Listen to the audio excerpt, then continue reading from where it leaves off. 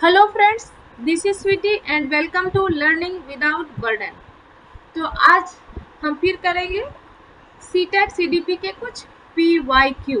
हालांकि ये CTET CDP के पीवाईक्यू हैं, लेकिन ये UP TET, Bihar TET, DSSB और केवीएस सबके लिए काफ़ी इम्पोर्टेंट होते हैं। तो आइए शुरू करते हैं। फर्स्ट, ये 4 जनवरी का आया हुआ क्वेश्चन है। फर्स्ट क्वेश्चन है हमारा, in Lawrence Kohlberg's theory of moral development the stage of social order maintaining is. Social order maintaining,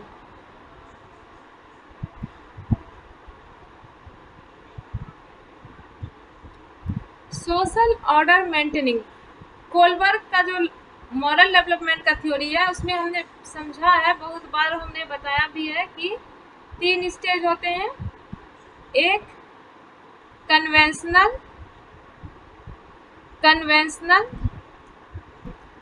ये 3 लेवल है, ठीक है, ये लेवल है। प्री कन्वेंशनल और पोस्ट कन्वेंशनल, और फिर इसके भी हर लेवल के 2-2 स्टेज होते हैं। पोस्ट कन्वेंशनल,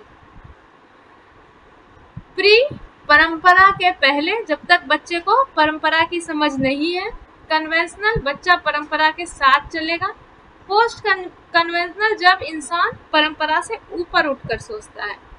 तो सोशल ऑर्डर मेंटेनिंग जो है, ये किस स्टेज की बात कर रहा है, ये पूछ रहा है, ठीक है। अंडरस्टैंडिंग ऑफ रेसिप्रोसिटी, ये हो गया टिट फॉर टैट, ये टिट फॉर टैट हो गया।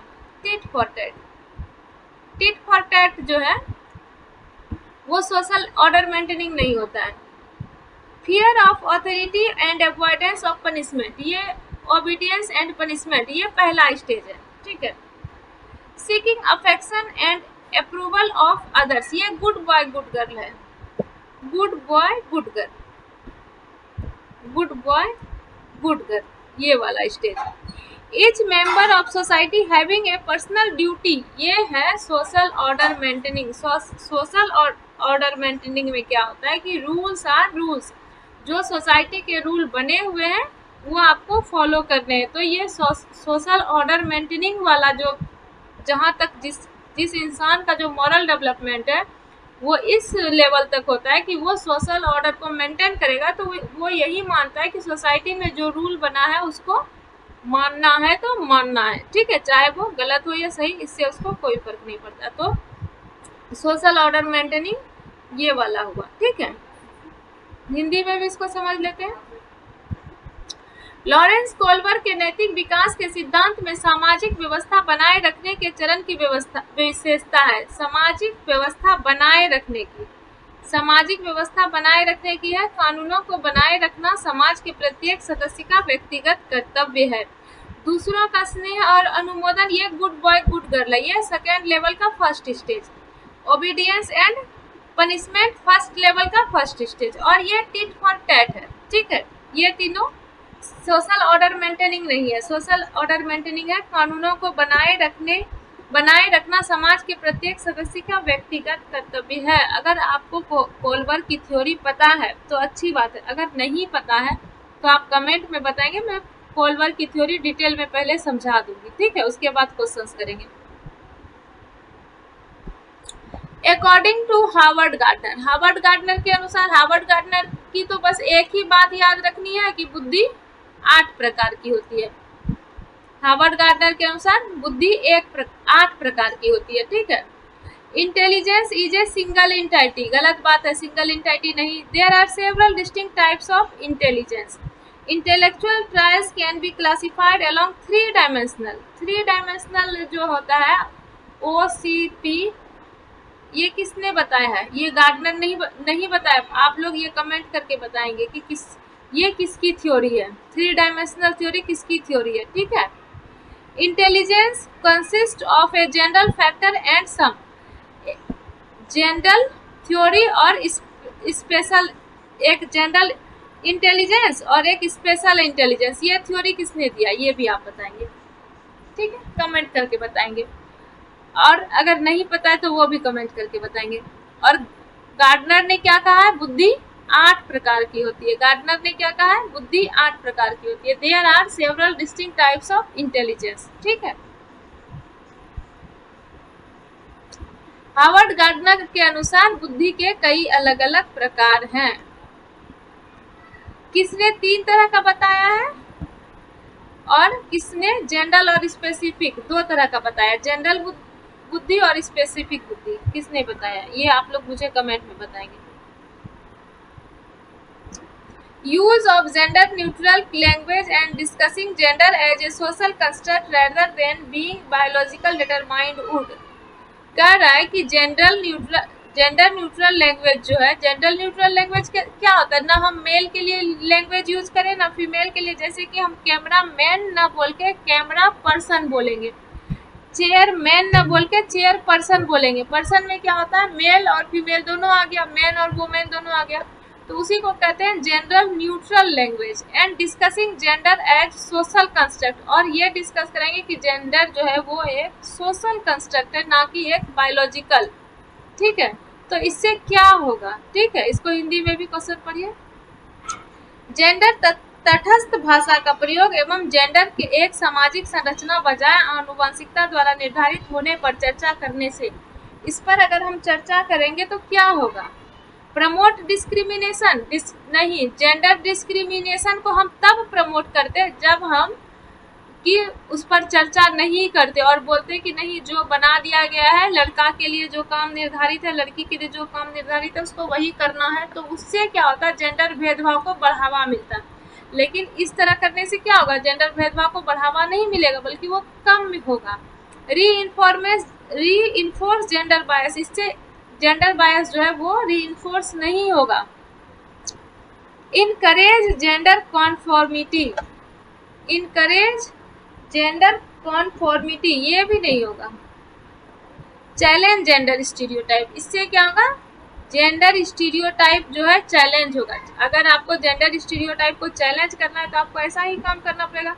जेंडर स्टीरियोटाइप क्या होता है, जेंडर स्टीरियोटाइप होता है कि आपने मान लिया है, जो चला आ रहा है उसको आपने मान लिया है कि फुटबॉल खेलना लड़का का काम है और म्यूजिक में पार्टिसिपेट करना लड़कियों का काम है, ये आपने मान लिया है, उसको आप चैलेंज करेंगे। ठीक है, जेंडर तटस्थ भाषा का प्रयोग व जेंडर एक सामाजिक संरचना होने पर चर्चा करने से जेंडर भेदभाव को बढ़ावा मिलेगा, जेंडर पक्षपात सुदृढ़ होंगे, जेंडर अनुपालन का प्रोत्साहन होगा, जेंडर रूढ़िवादिता को चुनौती मिलेगी। तो जेंडर रूढ़िवादिता को चुनौती मिलेगी। नेक्स्ट क्वेश्चन देखते हैं। Dash should be followed by the teacher to facilitate learning of children from diverse backgrounds। क्या कह रहे हैं कि diverse background should be followed by teacher, जो टीचर को क्या फॉलो करना चाहिए, किसके लिए, जो डाइवर्स बैकग्राउंड से बच्चे आते हैं उसके लिए, उसको जो डाइवर्स बैकग्राउंड से बच्चे आते हैं उसको लर्निंग को फैसिलिटेट करने के लिए ये इन चारों में से क्या फॉलो करना चाहिए। तो देखते हैं ऑप्शन क्या है। स्टैंडर्डाइज्ड करिकुलम, स्टैंडर्डाइज्ड करिकुलम एक निगेटिव चीज है, पॉजिटिव चीज क्या होता है, फ्लेक्सिबल करिकुलम। फ्लेक्सिबल होता है पॉजिटिव और स्टैंडर्डाइज्ड होता है, स्टैंडर्डाइज्ड का मतलब होता है सबके लिए एक समान, तो ये एक निगेटिव आंसर है। ठीक है, फ्लेक्सिबल करिकुलम होना चाहिए। Text book centric pedagogy, pedagogy कभी भी टेक्स्ट बुक सेंट्रिक नहीं होना चाहिए। पेडागोजी क्या होना चाहिए, चाइल्ड सेंटर्ड होना चाहिए, टेक्स्ट बुक सेंटर्ड नहीं। क्या होना चाहिए, पढ़ाने का जो हमारा तरीका वो चाइल्ड सेंटर्ड होना चाहिए। ठीक है, child centred. Differentiated instructional styles, ये एक सही बात है। डिफरेंशिएटेड इंस्ट्रक्शनल स्टाइल का मतलब हुआ हर बच्चे के लिए अलग अलग तरीका अपनाना, बच्चे की नीड के अनुसार आप अपना पेडागोजी चेंज करेंगे। ठीक है, समेटिव असेसमेंट, सिर्फ समेटिव असेसमेंट क्यों, समेटिव एंड फॉर्मेटिव दोनों। ठीक है, समेटिव एंड फॉर्मेटिव दोनों, फॉर्मेटिव असेसमेंट ज्यादा जरूरी है। विविध पृष्ठभूमि के बच्चों को सीखने की सुविधा के लिए शिक्षक द्वारा डैश का पालन किया जाना चाहिए। मानकीकृत पाठ्यक्रम नहीं, पाठ्य पुस्तक केंद्रित शिक्षा शास्त्र नहीं, विभेदित निर्देशात्मक शैलियाँ, मतलब हर बच्चे की जरूरत के अनुसार अलग अलग तरीका अपनाना है, और योगात्मक मूल्यांकन नहीं, केवल समेटिव। क्यों समेटिव और फॉर्मेटिव दोनों, ठीक है, रचनात्मक भी, योगात्मक के साथ साथ रचनात्मक भी। Which of the following statements about assessment of children is not correct? बच्चों के मूल्यांकन के बारे में निम्नलिखित में से कौन सा कथन सही नहीं है? Assessment should be undertaken to facilitate learning and should involve diverse tools. ये तो एक अच्छी बात है, ये तो एक अच्छी बात है कि बच्चे इसमें जो है undertaken to facilitate learning and should involve diverse tool. Diverse tool मतलब हर तरह का टूल अपनाना चाहिए, तो ये एक अच्छी बात है। इसमें पूछ क्या रहा है, इसमें पूछ रहा है गलत बात, तो ये ऑप्शन तो हमारा गलत हो जाएगा क्योंकि इसमें नॉट पूछ रहा है, नॉट, ठीक है। Assessment should always be conducted as an activity separate from teaching learning. Not पूछ रहा है तो ये हमारा सही आंसर है, क्योंकि इसको असेसमेंट जो है वो टीचिंग लर्निंग प्रोसेस से अलग नहीं किया जाना चाहिए, बल्कि वो क्या होता है, वो टीचिंग लर्निंग प्रोसेस का ही एक पार्ट होता है। असेसमेंट हमारा क्या होता है, टीचिंग लर्निंग प्रोसेस का ही एक पार्ट होता है, वो इससे अलग नहीं कंडक्ट किया जाना चाहिए, और इसमें कह रहा है कि अलग कंडक्ट किया जाना चाहिए, टीचिंग लर्निंग से सेपरेट करना चाहिए। जबकि नॉट पूछ रहा है तो मतलब जो गलत है वही हमारा सही आंसर है, ठीक है। Assessment should give the teacher an opportunity to reflect upon her pedagogical strategy. सही बात है, असेसमेंट जब आप करेंगे बच्चे का तो समझ में आएगा कि किस बच्चे ने क्या सीखा, तो इससे आपको पता चलेगा कि आपके पेडागोजी में कहाँ क्या कमी है। आप अपने पेडागोजी को रिफ्लेक्ट करने का आपको अपॉर्चुनिटी मिलेगा कि अच्छा इस बच्चे ने यहाँ तक ये चीज़ सीखा, ये नहीं सीख पाया, इसके लिए मुझे पढ़ाने का जो मेरा तरीका उसमें ये चेंज करना पड़ेगा, तो ये भी एक सही चीज़ है, तो सही तो इसमें बताना नहीं है। Assessment should focus upon cognitive, physical as well as psychological domains. ये भी एक अच्छी चीज़ है, क्योंकि आप कॉग्निटिव पे भी फोकस करिए, फिजिकल पे भी और साइकोलॉजिकल पे भी, हर डोमेन में करना है आपको फोकस। तो ये फर्स्ट, थर्ड और फोर्थ ये एक पॉजिटिव चीज़ है, और सेकेंड नंबर जो है ये एक निगेटिव चीज़ है, क्योंकि सेपरेट नहीं करना है, बल्कि ये टीचिंग लर्निंग प्रोसेस का एक पार्ट है, और इसमें नॉट कह रहा है, इसलिए ये इसका सही आंसर है, ठीक है। हिंदी में भी समझते हैं। बच्चों के मूल्यांकन के बारे में निम्नलिखित में से कौन सा कथन सही नहीं है? मूल्यांकन का प्रयोग सीखने को सुसाध्य करने के लिए किया जाना चाहिए तथा इसमें विविध तरीकों को शामिल करना चाहिए। ये एक सही चीज है कि विविध तरीकों को शामिल करना चाहिए। मूल्यांकन हमेशा शिक्षण अधिगम से अलग नहीं होना चाहिए, शिक्षण अधिगम का ही एक पार्ट होना चाहिए, और इसमें गलत पूछ रहा है, तो यही इसका सही आंसर है। मूल्यांकन को शिक्षक अपनी शिक्षा शास्त्रीय गतिविधियों पर मनन करने के लिए, सही बात है, जब आप असेसमेंट करेंगे, मूल्यांकन करेंगे, तभी तो पता चलेगा आपके पेडागोजी में कहाँ पर क्या कमी है और किस हद तक आपका पेडागोजी जो है वो सक्सेस हुआ। मूल्यांकन को संज्ञानात्मक, शारीरिक व मनोवैज्ञानिक क्षेत्रों पर ध्यान केंद्रित करना चाहिए। ये भी बिल्कुल सही चीज है, और हमसे गलत पूछ रहा है, तो ये इसका आंसर है, क्योंकि हमसे नहीं पूछ रहा है।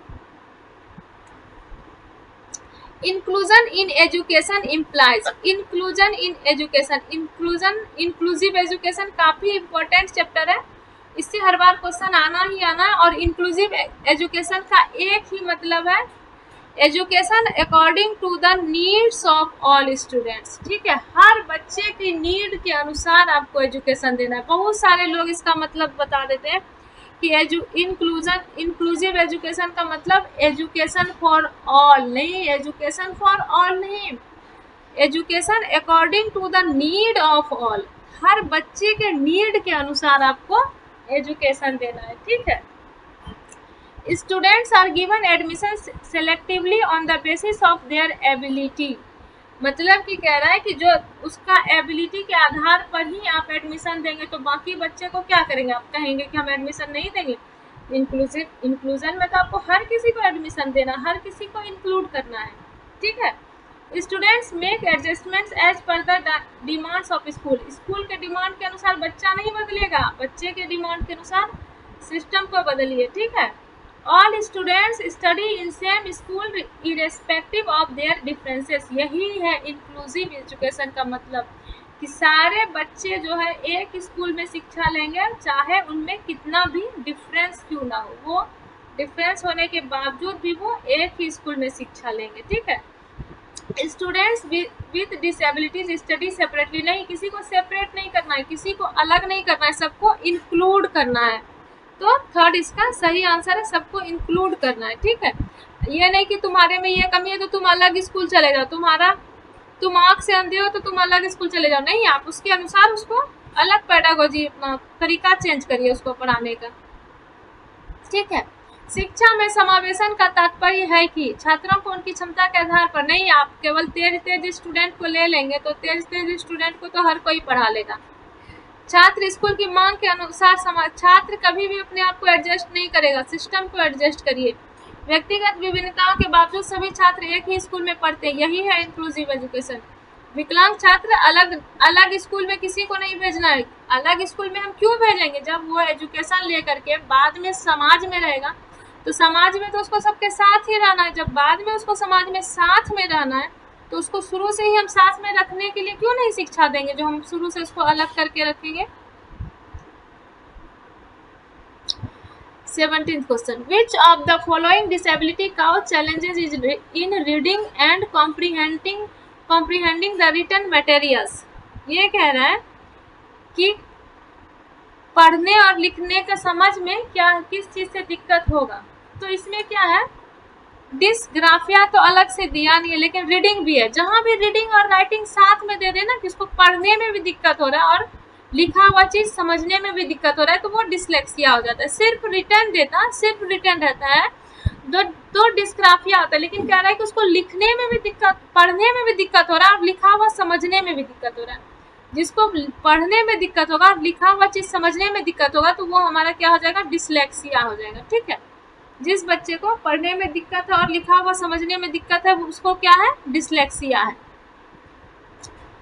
कौन सी विकलांगता लिखित सामग्री को पढ़ने और समझने, कुछ भी चीज लिखा हुआ है तो वो उसको देख के समझ नहीं पा रहा है, ना उसको देख के वो पढ़ पा रहा है, तो वो डिसलेक्सिया है। ठीक है। इसको इंग्लिश में याद रखिएगा तो ज्यादा आसान होगा याद रखना, डिसलेक्सिया।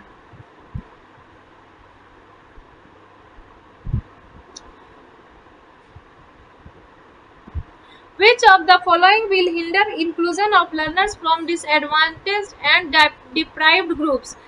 क्या हिंडर है? हिंडर मतलब बाधा। बाधा क्या है इंक्लूसिव एजुकेशन के लिए? ऐसे बच्चे जो डिसएडवांटेज्ड डिप्राइव्ड ग्रुप से आते हैं, जो वंचित ग्रुप से आते हैं। समाज में कुछ ऐसे लोग हैं जिनको शुरू से ही वंचित करके रखा गया है, समाज के मेन स्ट्रीम से उसको अलग करके रखा गया है, तो उसके लिए क्या बाधा बनेगा? ठीक है। निम्न में से कौन सा सुविधाहीन और वंचित समूहों के शिक्षार्थियों को शामिल करने में बाधा उत्पन्न करेगा? उसके लिए बाधा क्या है? फ्लेक्सिबल करिकुलम, ये तो एक अच्छी चीज है। फ्लेक्सिबल करिकुलम एक अच्छी चीज है। अगर स्टैंडर्ड करिकुलम होगा तो वो बाधा हो जाएगा। ठीक है। डी कॉन्टेक्चुअलाइज्ड कंटेंट, ये डी जो है यही एक निगेटिव वर्ड है। इसका मतलब हो गया कि उसको संदर्भ में नहीं पढ़ा के संदर्भ से अलग हटके पढ़ाना। अगर ये कॉन्टेक्चुअलाइज्ड कंटेंट होता तो ये एक सही आंसर होता, लेकिन इसके आगे डी लगा दिया, इसलिए ये गलत बात है।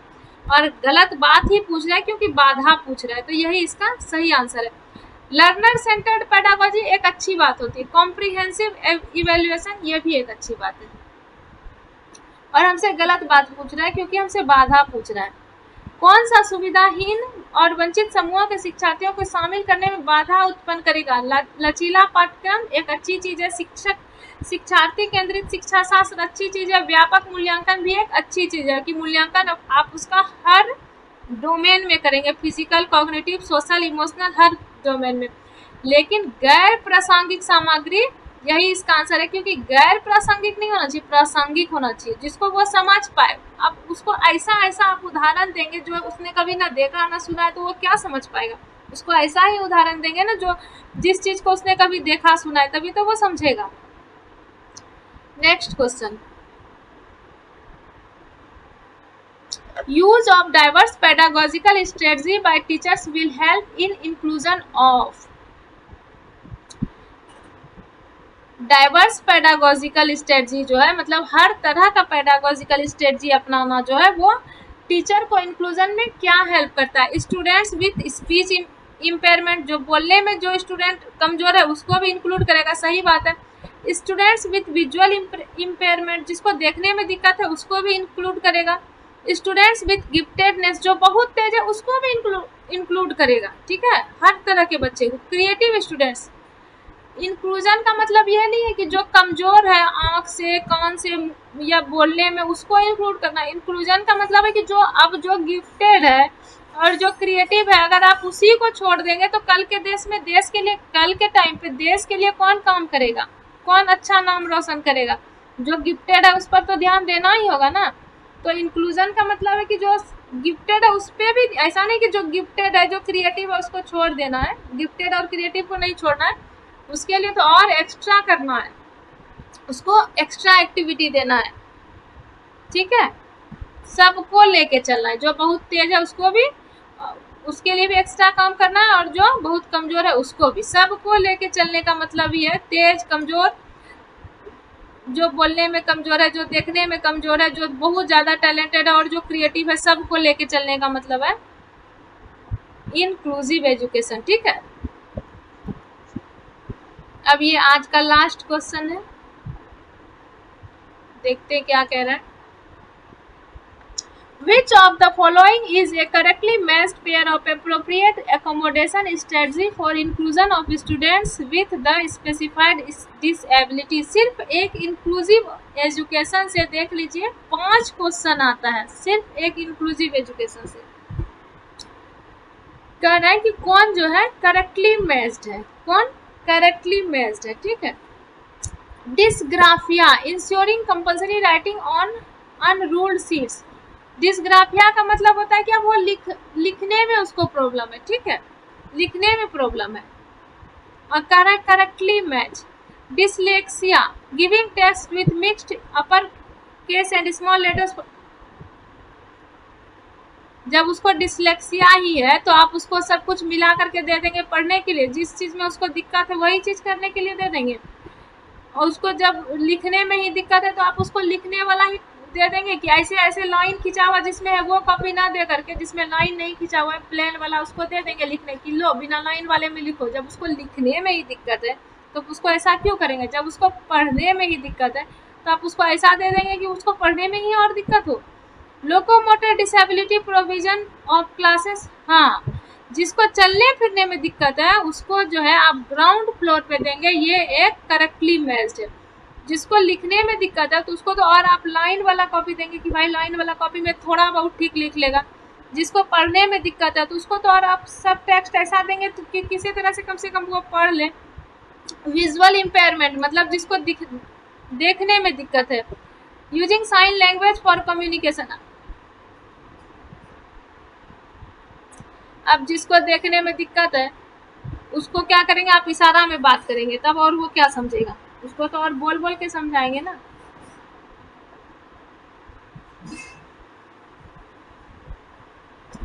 लेखन वैकल्य, जिसको देखने में दिक्कत है उसको बिना लाइन वाला नहीं दे देंगे।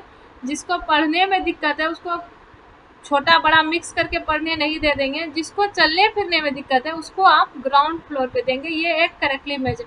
और जिसको देखने में दिक्कत है उसके लिए आप इशारा का यूज करेंगे जो कि वो और भी बिल्कुल नहीं समझ पाएगी। उसके लिए आप जब उसको देखने में दिक्कत है तो उसके लिए आप क्लियर बोलेंगे ना कि चलो भाई देखने में दिक्कत है तो कम से कम तुम मेरा बोला हुआ बात समझ लो, ठीक है। तो होप कि आपको सारे क्वेश्चंस अच्छे से समझ में आए होंगे, आपका कॉन्सेप्ट क्लियर हुआ होगा। अगर आपका कॉन्सेप्ट अच्छे से क्लियर हो रहा है तो वीडियो को लाइक करना ना भूलिए और दोस्तों के साथ शेयर करना भी मत भूलिए। चैनल को अगर अभी तक सब्सक्राइब नहीं किया तो सब्सक्राइब कर लीजिए। फिर मिलते हैं नेक्स्ट वीडियो में, बाय।